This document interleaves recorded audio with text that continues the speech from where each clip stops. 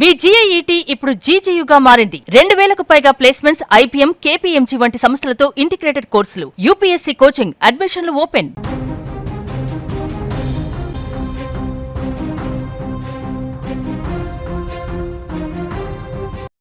తిరుమల శ్రీవారి సేవలో ఉన్న ఓ టీటీడీ ఉద్యోగి పేరు ఇప్పుడు డ్రగ్స్ కేసులో వినిపించడం కలకలం రేపుతోంది. తిరుపతి జిల్లాలో రేణిగుంట పోలీసులు నిర్వహించిన ప్రత్యేక తనిఖీల్లో భారీగా ఎండీఎంఏ డ్రగ్స్ స్వాధీనం చేసుకున్నారు. ఈ కేసులో ముగ్గురిని అరెస్ట్ చేయగా వారిలో ఒకరు టీటీడీలో జూనియర్ అసిస్టెంట్గా పనిచేస్తున్న రాహుల్ యాదవ్ అని పోలీసులు గుర్తించారు.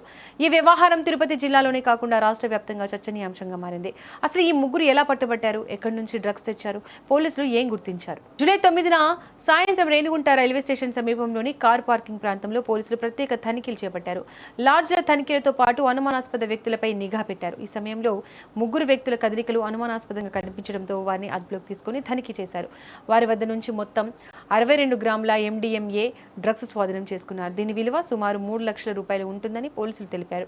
అంతేకాదు 4 సెల్ ఫోన్లు, 2 డిజిటల్ వేయింగ్ మిషన్లు, 2 రాయల్ ఎన్ఫీల్డ్ బైక్లను కూడా స్వాధీనం చేసుకున్నారు.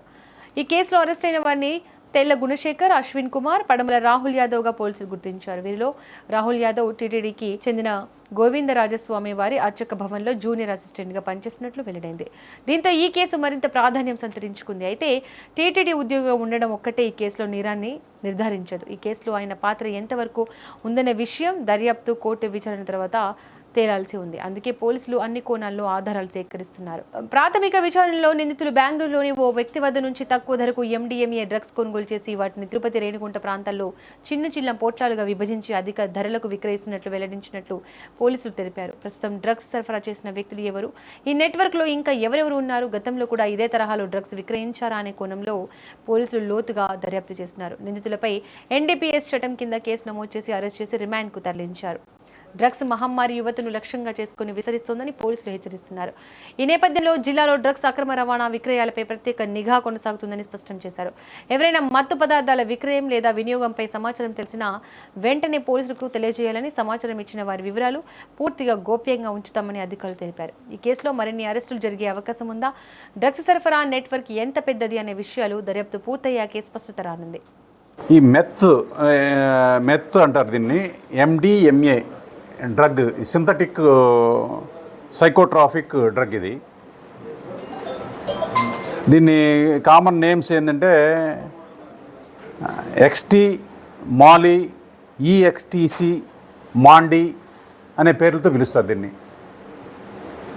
ఇవన్నీ కూడా హెల్యూజినేషన్, ఎక్కడో ఉన్నట్టు ఎట్లా ఈ కంటే కూడా ఇంకెక్కువగా ఈ ప్రభావితం చూపిస్తుందని చెప్పి ఇది వాడుతూ ఉంటారు. మనకు ముగ్గురు ముద్దాయిలు దొరికారు. గుణశేఖరు, అశ్విని కుమారు, రాహుల్ యాదవ్. వీళ్ళల్లో ఒకతను బీటెక్ చదువుతున్నాడు ఒక కాలేజీలో, మిగతా వాళ్ళు తిరుపతిలో ఉంటున్నారు. 62 గ్రాముల దొరికింది.